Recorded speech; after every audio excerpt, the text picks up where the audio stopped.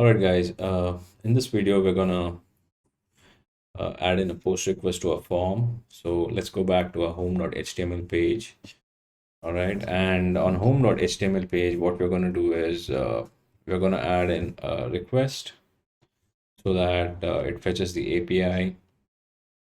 All right, so what I'm gonna do is I'm gonna go to form here, and I'm gonna say the the method is equal to post. All right. I'm not going to give any action to this, right? Because I want the user to be on the home page itself. I don't want them to be redirected to some other page. So I'm going to keep it just as a method post here. All right. And just below that, I'm going to open up a curly braces, and I'm going to add into percentages, and I'm going to say CSRF underscore token. All right, so CSRF token is a security by Django. All right, so it prevents cross-browser hijacks. So it's just a security token here. All right, then I'm going to close this form tag. It's already closed here. All right, so we're done. But one thing we need to do here is add in a name called query, which I've already added in the HTML file. You don't need to do that. So while we're sending in the request from views.py, it's going to look for this particular name called query. All right. So let's go to our views.py file. And I just add an import JSON. I've already added that in and already added import requests from our previous video that we did. All right. And then I'm going to type in if request dot method is equal to post, right? Then do something. Right, so what I'm saying is if request.method is equal to post, and if there is something on the home page with the form and it has post in it, all right, it's gonna run through this function. All right, so since our name of the form was query, I'm going to type in query is equal to request dot post. All right, I'm going to open up square brackets here, open quotes, and I'm going to type in query. All right, so when somebody makes a post method on the home page, and it's going to look for this query. All right, and if the request.post has query in it or any parameters, it's going to pass in to our API. All right, next we need is the API URL. All right, so I'm going to open up a variable API underscore URL is equal to, and I'm going to open quotes to pass this as a string. All right, so let's go back to our apininjas.com. All right, so I'm let's say for example we go to APIs here and click on nutrition, and we're gonna copy this method, Control C. All right, I'm gonna add that in here within strings. All right, so this is a string because it's inside these quotes. All right, next we want to have an API request, API underscore request. Now this is also a variable. All right, so API request is going to be requests.get, because we are sending we're fetching the details from this particular URL. So that's going to be a get method. All right, so we have to mention that here. So that's going to be request.get, and then I'm gonna open up brackets. All right, and for that we need to have the API URL, API underscore URL plus we also need to get in this query, right? So because we have to send in a request with the API URL and with the query, add in query, comma, then we want to have headers, have an is equal to sign, and then I'm going to open up curly braces, right? And if you look at their documentation here, all right, we need to add this inside the headers API key. All right, so let's do that. So I'm just going to copy this.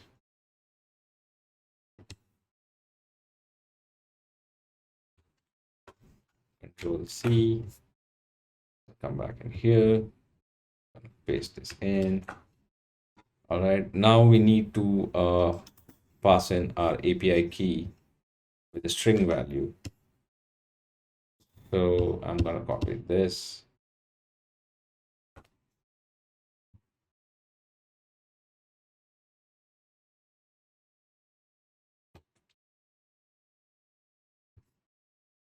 Right. Let's see if everything's working. If request or post, query API request. We haven't used this anywhere yet, so that's fine. All right. So the next thing is to get an API response via JSON. So I'm going to type try, and then we're going to say API is equal to JSON dot loads, and I've opened up brackets again, and we need to pass this with this API request here. All right, so let's copy this, Control C, Control V, we'll see that again, okay, Control V, and then dot content, right? We want to get the content of this particular URL. So this is a method, so API request method. So it's going to fetch all these details plus the content here, right? Now, this should work actually, but we need to make sure that if there is an error, it gets handled well. All right, so let's first print this.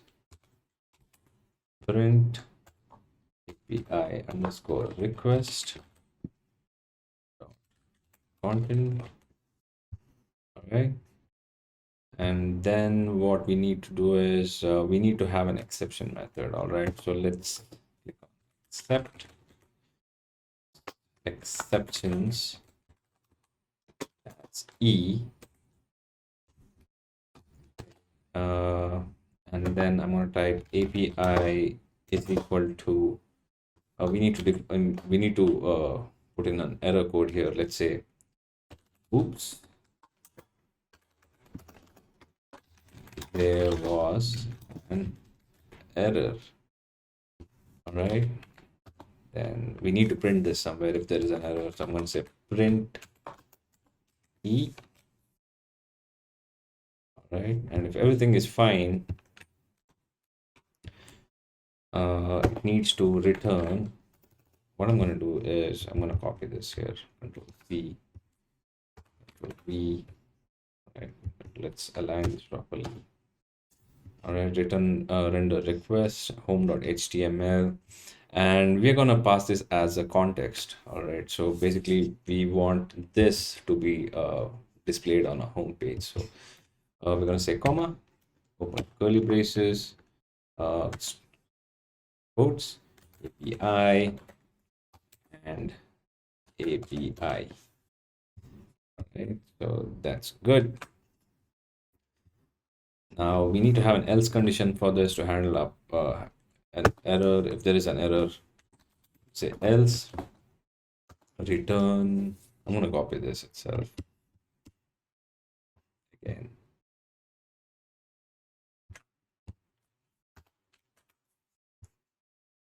Our return render request home.html, and that has to be within this curly braces. I'm going to type query.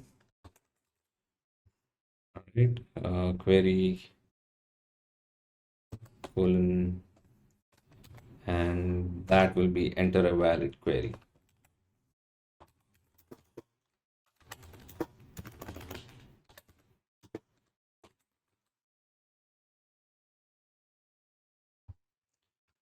Right, looks like we are good. Something is missing. There is an error here. Mhm. Oh yeah, it's gonna be like this, right? So we are good. We don't need this part. So we're done working with this file as of now, because I think we will get all the details that we need. All right. So let's copy this API. All right. Let's copy this from use.py. Go to our HTML page, and within the body, all right, and within the container here, let's in double curly braces, I'm gonna paste this API. Right now, if I come back to my screen here and hit refresh,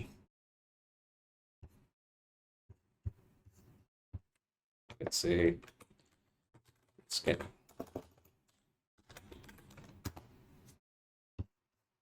looks like my server is not running. No errors, that's good. Syntax error, invalid block type, CRF token. Did you mean to register or load this tag? Uh,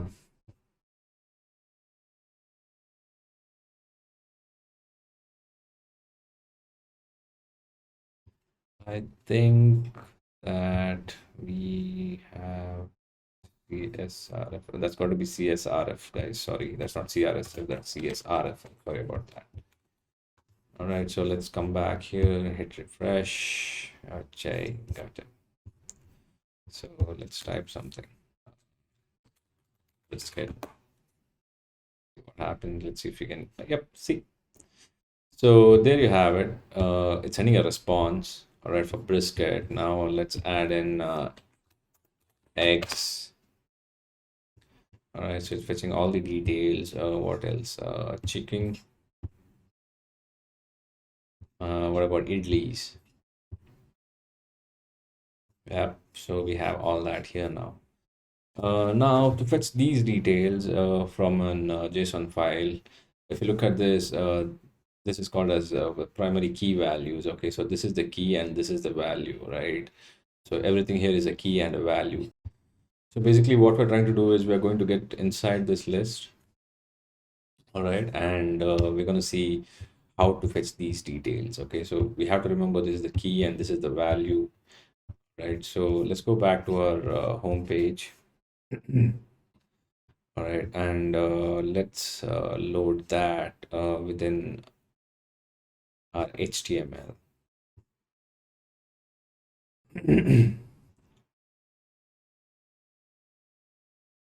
Okay, so underneath the form, all right, let's do this. Uh, let's add in 2% signs with curly braces. I'm going to type in if API. All right. First, we have to handle any errors that we get. So if API is equal to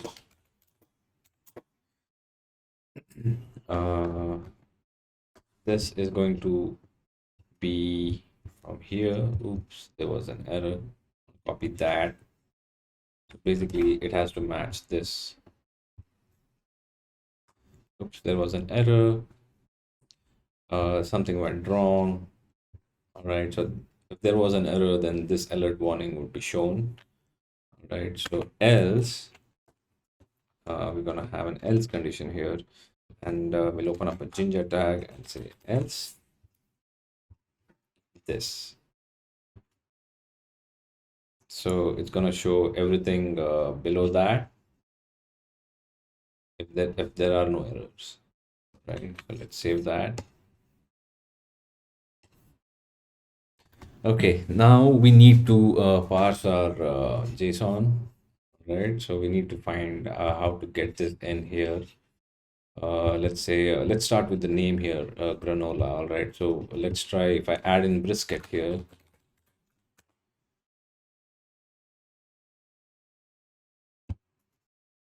All right, we need to handle that. Let's see. Okay, what's wrong now? We clear it. Oh, that's my URL.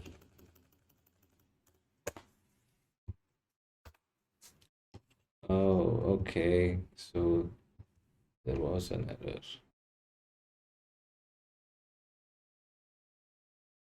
Need to fix that.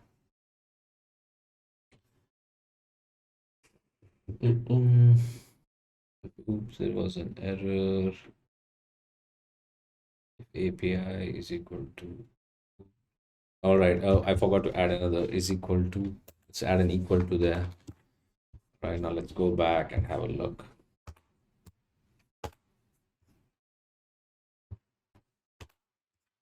I need to run my server. Looks like see Python managed run server. All right.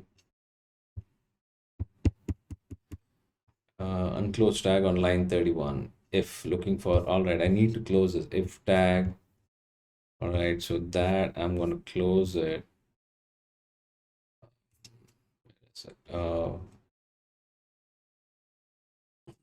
This is the column D8.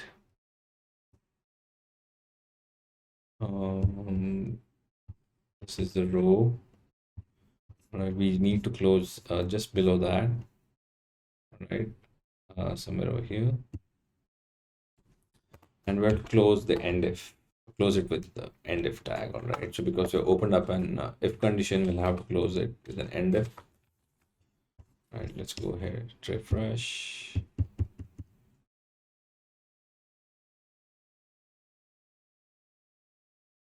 Why? Yeah, if. All right, there's another if over here. So yeah, we need to add two of these.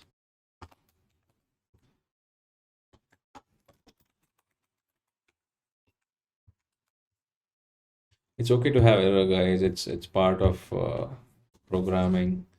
I mean, I don't know any programmer who has worked without errors. I've seen some tutorials where they just cut it out so that the user can, just go with the flow. But it does not happen like that. You need to have errors if you are programming. That's how it is. That's the truth of life. All right. So I just put in idli and start showing the content here because it was available. All right. Now let's put on brisket. Not brisket. So that was.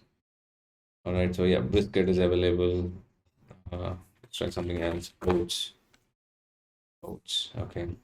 The thing is, if there is any data, then only can we populate the fields down below here. The entire UI only populates if there is a certain data that has been retrieved from the JSON file. So that's something that we need to keep in mind. All right, let's try sugar. All right, so it's working fine. We tested it enough, I think. All right, now in the next video, guys, what we're going to do is we're going to change all this. So we're going to make sure that the names here matches these, the calorie information, serving size, fat, etc., are all matching these, right? So we're going to look at that.